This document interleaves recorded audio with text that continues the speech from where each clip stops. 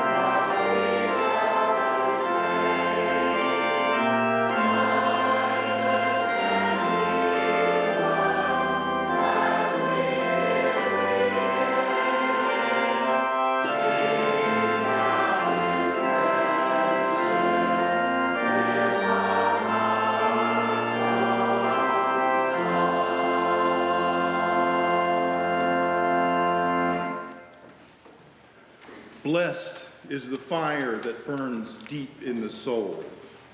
It is the flame of the human spirit touched into being by the mystery of life.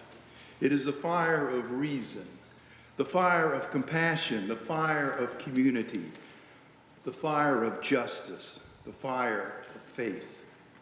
It is the fire of love burning deep in the human heart, the divine glow in every life.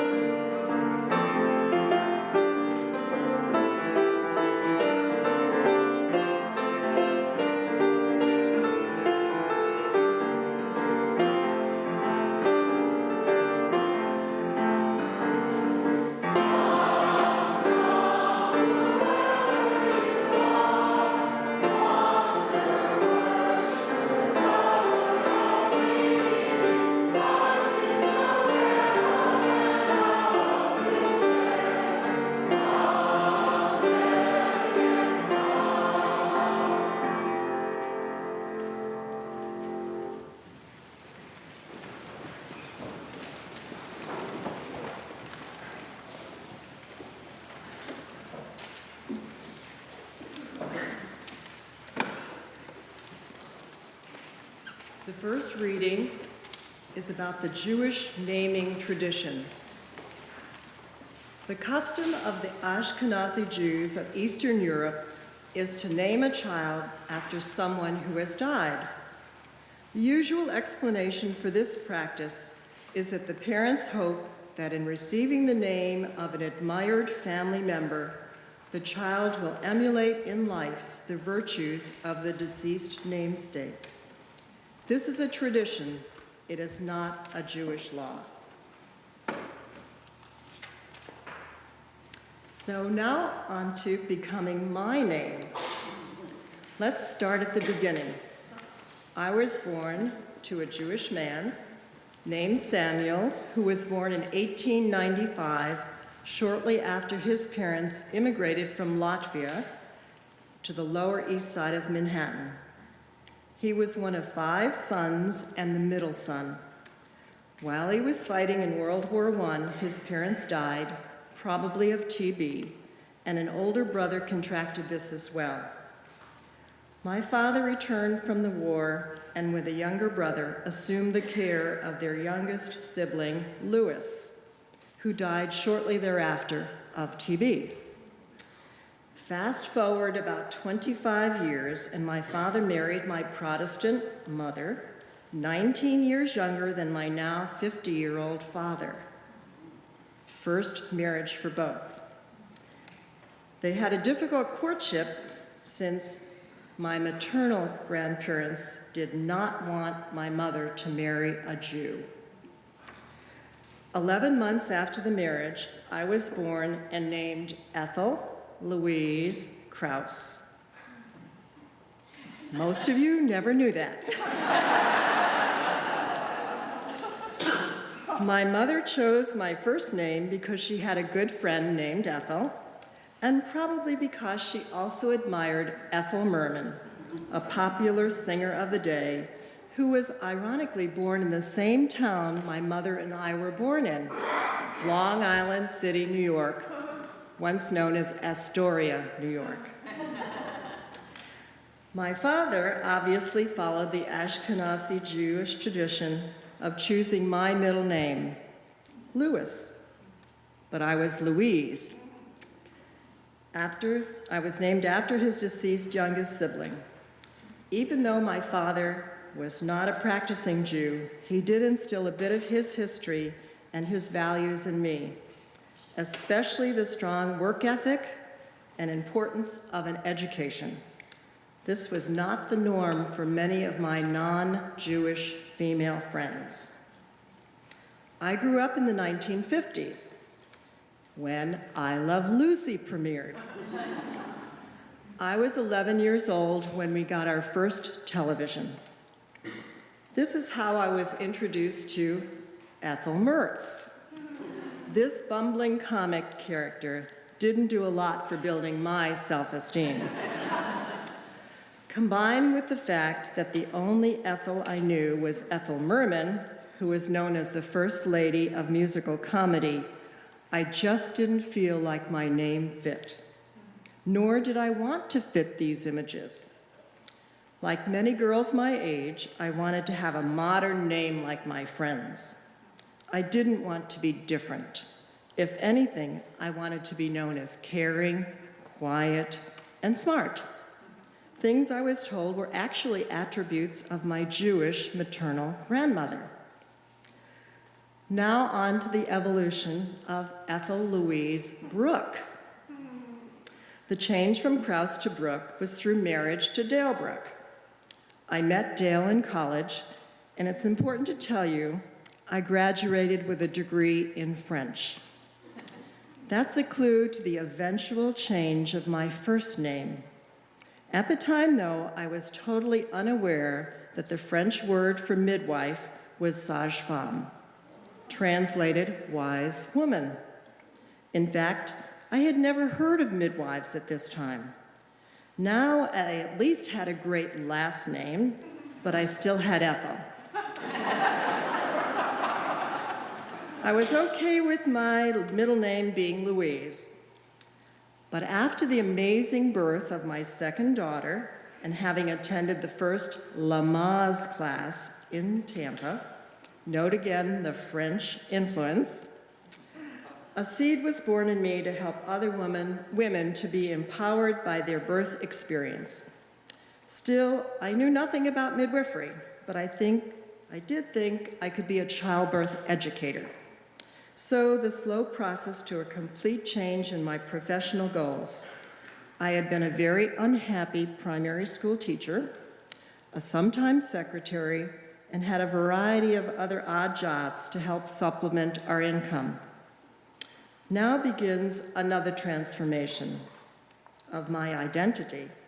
With the encouragement of my husband, an inheritance from my wonderful mother-in-law, I was able to consider going back to school to pursue my dream. What started out as a goal to educate women about birthing turned into wanting to actually deliver babies. Articles emerged about nurse midwives and their philosophy that all childbearing families have a right to continuous, safe, satisfying, and compassionate health care.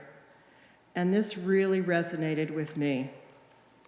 I was involved in a small church group, and we were encouraged to discover our gifts.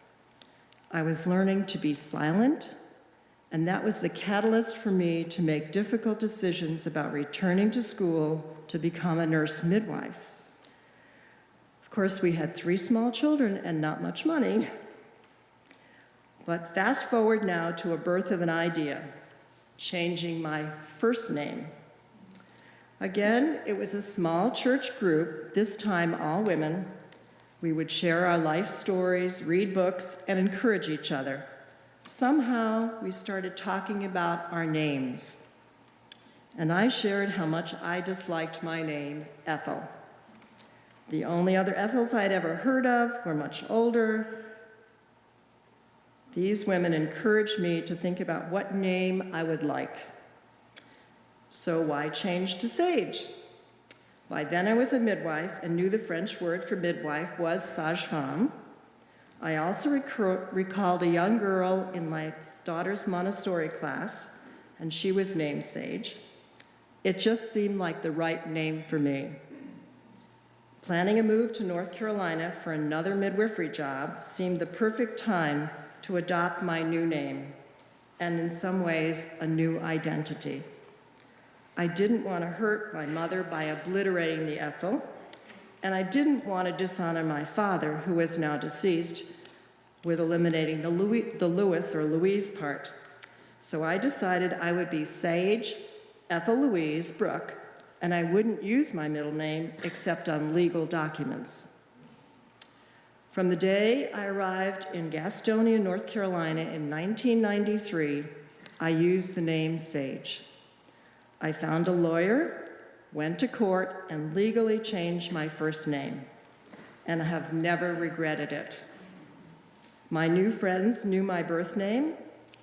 My new friends never knew my birth name.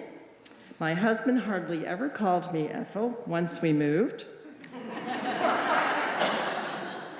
My mother and sister did have some difficulty remembering to call me Sage, but neither lived nearby, so that never really was a problem. Now, on to living and becoming my name. What does it mean to be Sage, or sage-femme, which is my email address? I am hoping to become wiser as I age. I've recently learned that my name has some other significance. I just finished a novel called The Last Midwife, where I learned that in the late 1800s, sometimes the midwife was called sage hen, related to how the female grouse or hen cares for her babies. Further reading introduced me to a group called SAGE, all capital letters, SAGE, which stands for Services and Advocacy for LGBT Elders. Ironically, since volunteering with Charlotte Village Network, I have become aware of a need to help our older gay neighbors to stay connected to others and the community. So, This sage is becoming not only an advocate for compassionate care for women, but also helping older gay men, and women too, through the Charlotte Village Network. It's been quite a journey, and I'm still on the way to becoming sage. Please remain seated for our next hymn, number 83, Winds Be Still.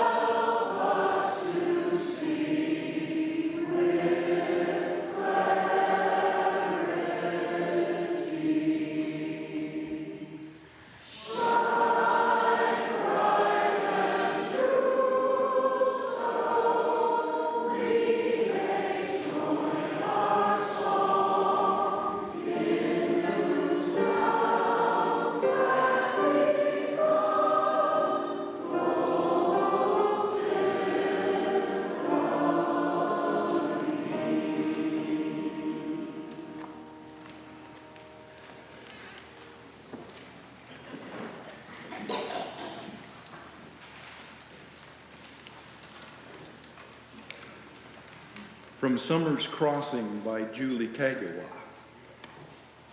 What's in a name, really? I mean, besides a bunch of letters or sounds strung together to make a word, does a rose by any other name really smell as sweet? Would the most famous love story in the world be as poignant if it was called Romeo and Gertrude? Why is what we call ourselves so important? We have heard much about names from different speakers this summer. There are names that are common across families, and the speaking of these names can bring emotional responses, fond memories, loss, anxious anticipation of good times together to be had. The first such name that was gifted to me when I wore a younger man's clothes was the name Daddy. Cindy and I have been blessed with 3 children who have grown into wonderful adults. I think of what Khalil Gibran said in The Prophet about children. Your children are not your children. They are the sons and daughters of life's longing for itself. You are the bows from which your children, as living arrows, are sent forth. What a gift it was for me to have participated in the moments where our children drew their first breath, where they grew, and now looking back, how rapidly they completed their schooling and college and went on their separate ways. What an honor it was to have participated in each of their weddings, joining with their partners. When Kevin and Laura told us they were going to have our first grandchild, they asked, "What would you like to be called?" Cindy chose Nani. I knew what I wanted to be called. Some might choose other names for this position in a family, like Pawpaw, Gramps, Boompaw, Pop-Pop. But I chose Grandpa because it is special to me. I didn't get to know my father's father, as he passed away while I was a child before I could get to know him. I never even found a picture of him, which is odd because there's plenty of pictures of the rest of the family, Grandma, my dad, his siblings. The reason could be that although my grandpa was a hardworking plumber, he was also a hard drinker. I only know the stories told about him, such as when, after having too much to drink, given a ride home, he rolled the car window down and sneezed his false teeth out the window, ruining it.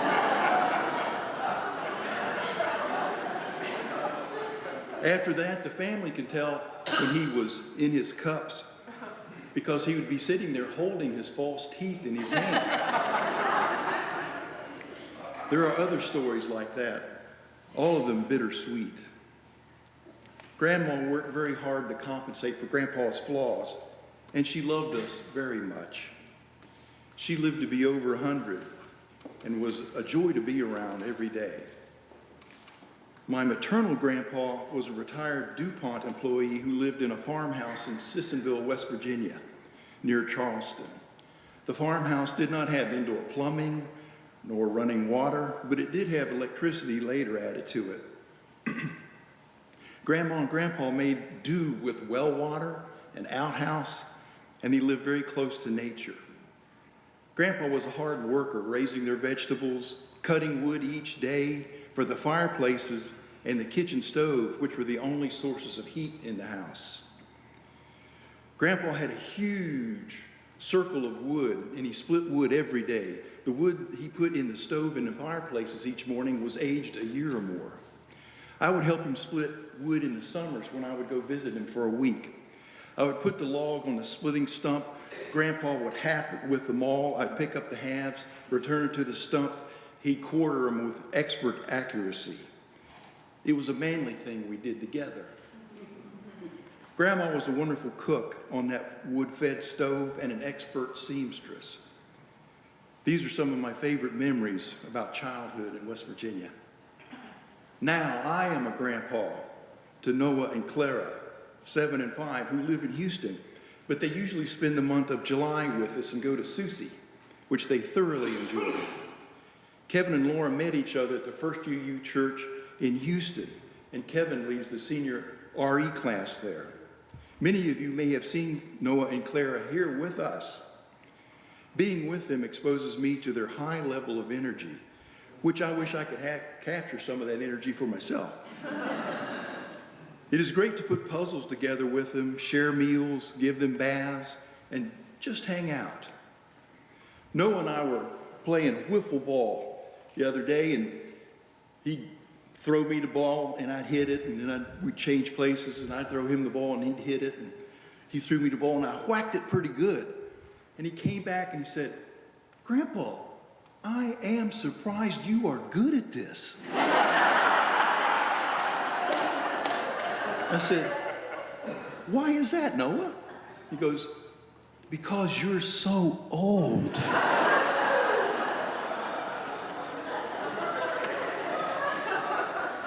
Clara is wide open all day long and entertains herself easily. Clara and Noah do play together well, but there are times when friction arises and Grandpa has to be the referee. I have been called a mean grandpa when time out is given, but that passes quickly. Our granddaughter, our granddaughter Ruby May lives in Huntersville and just turned 1 year old in April. I get to see her every week or so, and we get together for breakfast or lunch. She's gotten the art of walking down expertly and loves to be chased around the house and has a few words like sit for the dog. Her sweetest gift to me is the big smile she gives when she sees me as I lift her out of her car seat. She loves to be held and has a delightful laugh. Last April, Josh and Rebecca had a birthday party for Ruby May, where most of the party was going on in the kitchen and the back porch where the burgers and dogs were to be cooked. Mid-afternoon, Ruby May was winding down her nap time, so she looked at me, I picked her up. We went into the unoccupied living room where they have a nice lazy boy chair for rocking. So we sat there and rocked.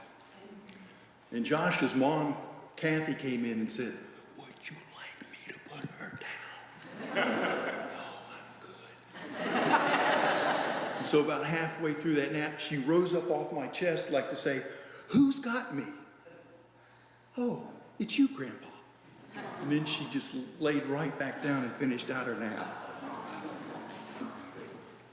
That's a memory for me. Our youngest grandson, Kean, was born last December and lives in Oakland, California. I am his Bapuji, which is Gujarati for grandpa. Our daughter-in-law, Neethi, is Indian American and was raised in the Jainist faith path, whose principles closely mirror UU principles. Jainist principles are intentional nonviolence, speaking only the truth, never taking anything not freely given, and always being faithful to one's partner. Jains are vegetarians, demonstrating their respect for the interdependent web of all existence of which we are all a part.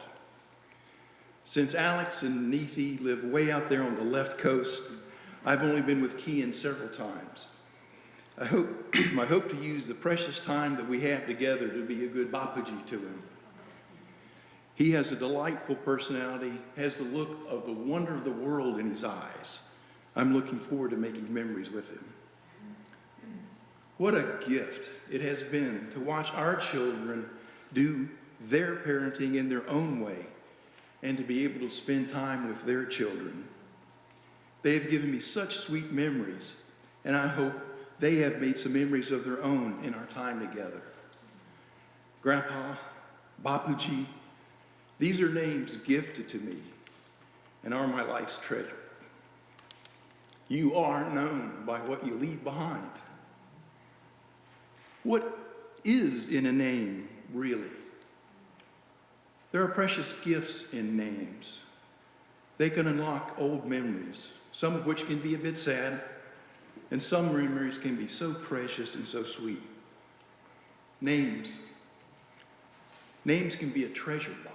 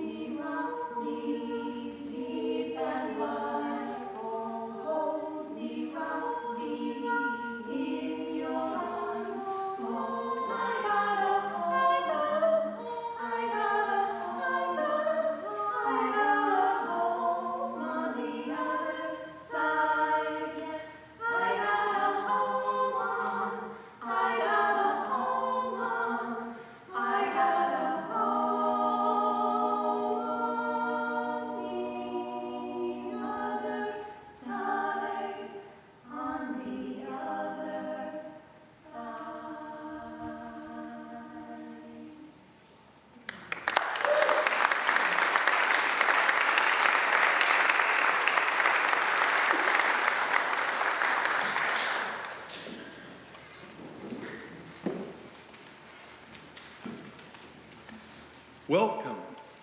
We're happy you're with us today in this room or joining us remotely. We are pleased to have guests with us.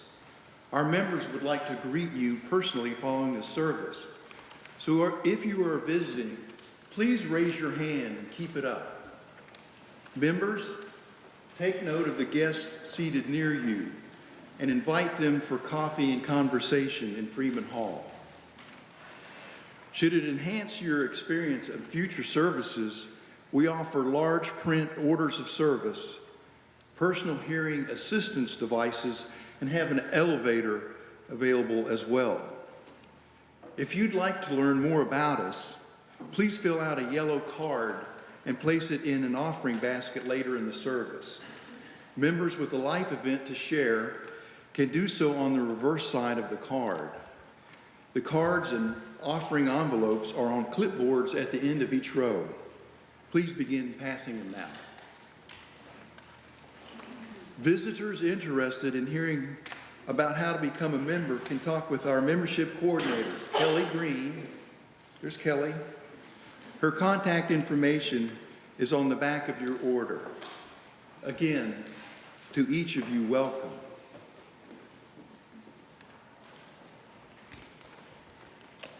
We call your attention to the announcements in the back of your order of service.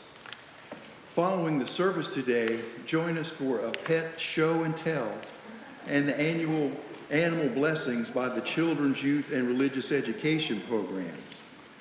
Those wishing to participate are invited to gather on Playground 2 near Hardwick Road. We will begin at 11:15. If you don't have a picture of your pet, and pictures on your phone are fine, by the way, just come and share. There will be a way to have your pet blessed even without a picture. Chairs are set up for those needing them. This Thursday, August 15th at 7 p.m., you're welcome to join Tawana Allen, David Reynolds, and our minister, Eve Stevens, in a session entitled, "Somebody's Calling My Name." Participants will share moments in their lives when they have been called to deeper engagement. Sign up in the adult programming table in Freeman Hall following the service. The Charlotte Pride Festival is next weekend, August 17th and 18th. If you're a member and interested in staffing the UUCC table, please sign up in Freeman Hall. All are welcome to march with us in the Pride Parade next Sunday.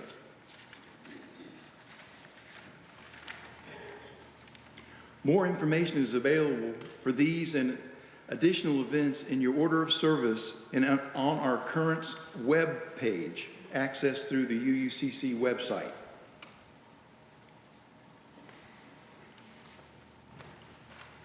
In a congregation our size, we have many joys and concerns. We hold with love and in our prayers Norden and Judy Weingarten as they await Norden's upcoming surgery. We celebrate the continuing recovery of Don Nihas and Scott Weitzel. We continue to hold with compassion members concerned for and those caring for family members in need. Everyone, members and visitors alike, are invited to light a candle during the offering to mark a celebration, concern, or remembrance.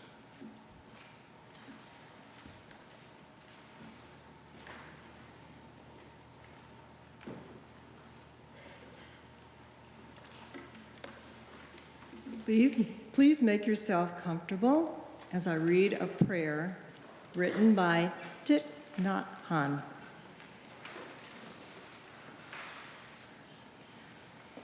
Our true home is in the present moment. To live in the present moment is a miracle. The miracle is not to walk on water. The miracle is to walk on the green earth in the present moment. To appreciate the peace and beauty that are available now. Peace is all around us, in the world and in nature, and within us, in our bodies and our spirits. Once we learn to touch this peace, we will be healed and transformed.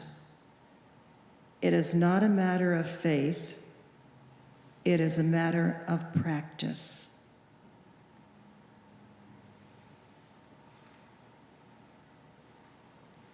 Blessed be.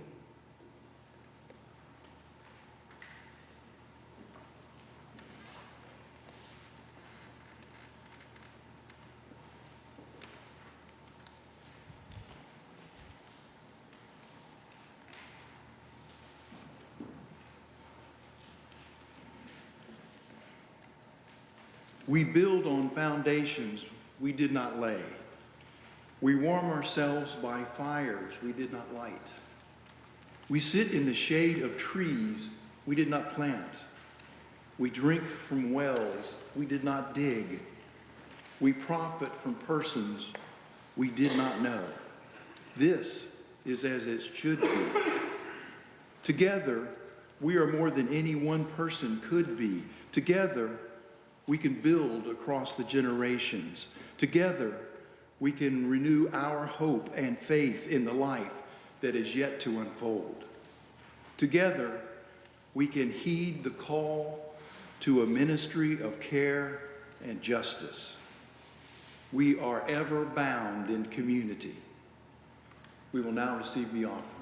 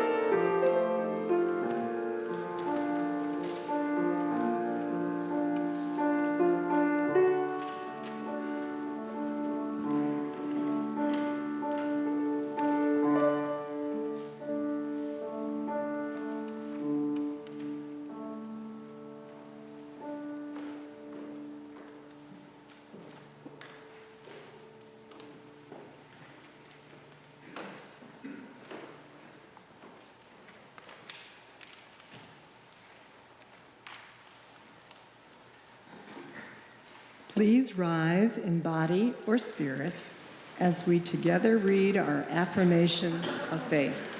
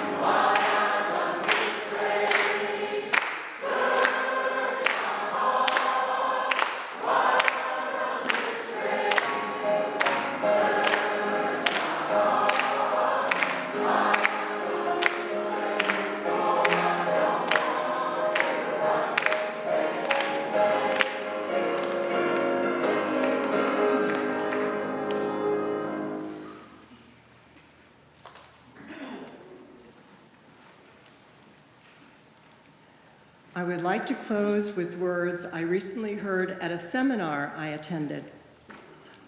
Life is not about finding yourself, it's about becoming yourself. I wish you well on your journey. Please be seated for our closing music.